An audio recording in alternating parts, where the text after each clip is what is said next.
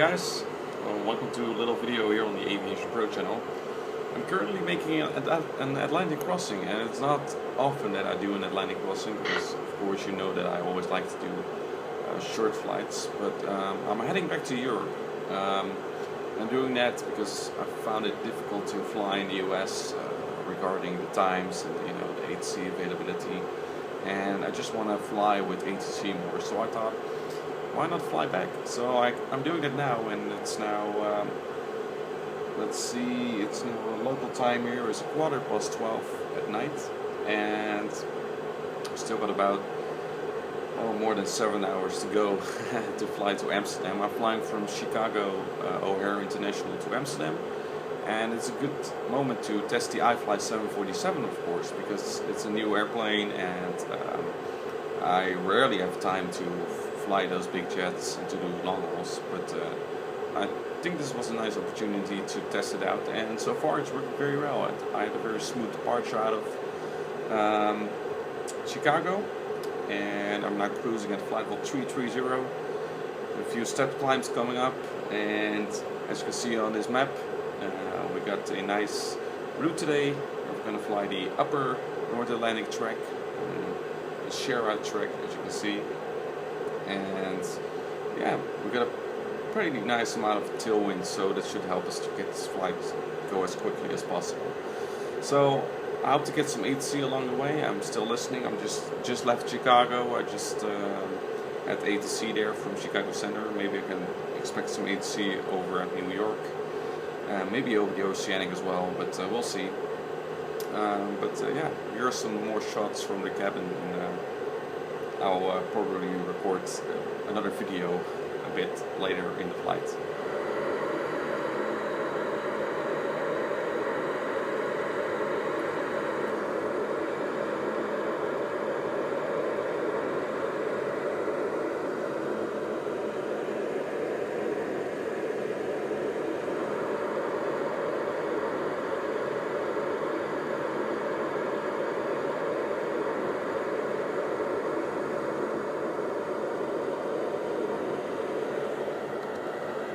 So hi guys, as you can see, hopefully you can see it, we are now near St. John's Airport, and soon we'll be heading into the Atlantic, well, at least over it, of course. So this is the last piece of land we see. There's only a few lights down there, as you can see, not much city or anything.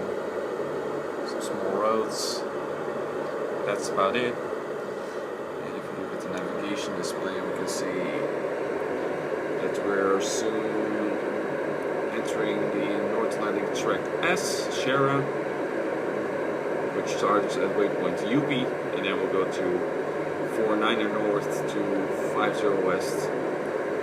And after that we have 49 north to 40 west. That's the next waypoint. So unfortunately there's no ATC online, but I'm still surviving, and I actually don't really mind if there's no ATC, because otherwise you have to do those position reports all the time, and it's just not of much use when there's not a lot of traffic in the area. I mean, for across the pond it's fine, because then there's a lot of traffic, of course, for the across the pond event. But in this case, not really necessary. So I'll just keep on flying. So far, the iFly 747 version 2 is doing very well, and I haven't had no problems. It works very well. It feels realistic. It looks realistic, and it sounds realistic too. And yeah, we'll just see what the 4 General Electric engines will do, if they will keep running, and yeah. As soon as I am in the middle of the Atlantic, I'll probably record another video segment. Alright, so as you can see, we are now flying in the middle of the Atlantic Ocean. We're quite near Ireland already, so as we are approaching the last coordinate of the Shera North Atlantic track for today. As you can see, it's 3:29 Zulu. That's 4:30 local time here in the Netherlands. And we got some clouds over here. Got some nice tailwind, of course, as we can expect for. Hope you can see it.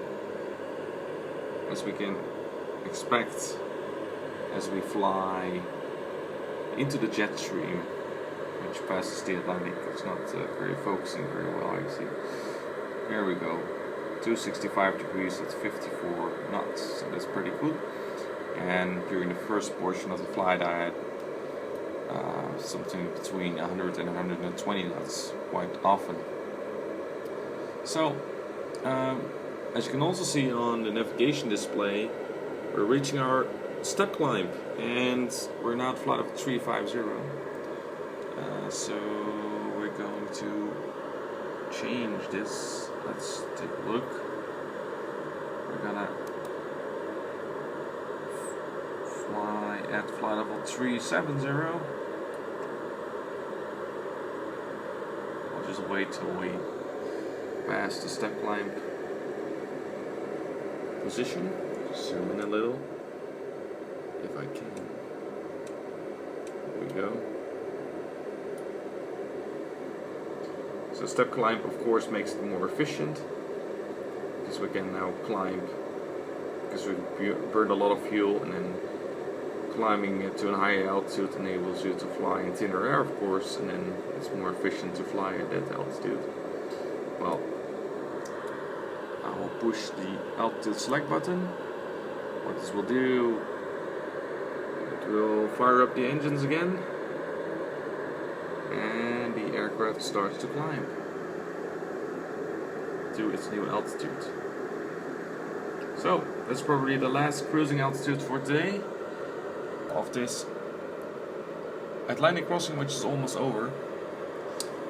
And you're probably wondering why I'm recording this video and show you a little glimpse of me crossing in the North Atlantic. Well, it might be that there's room for more, because a lot of people, of course, ask me, are you ever going to do an Atlantic crossing, or are you ever going to use the new iFly 747 version 2 for an Atlantic crossing? But yeah, this might be an opportunity for me to, you know, get used to flying the 747, to get used to flying over the North Atlantic, the Atlantic Ocean, and yeah, so I hope to make a video soon, maybe in January, for maybe for an Atlantic crossing. Otherwise, it might be good to wait for a cross the pond event, of course, because then there's a lot of traffic. But at least now I've practiced a little, although there's not a real way to see. But the communication procedures are not that hard. But maybe a little tutorial video on how to plan an Atlantic flight. You know, that's the stuff that I can begin with. And yeah, I hope you'll enjoy that. So I got a few more hours to go. Stay tuned via Facebook and Twitter on my account. After landing, I'm just gonna go into bed quickly and get some sleep. And I'm now reaching flight level 370.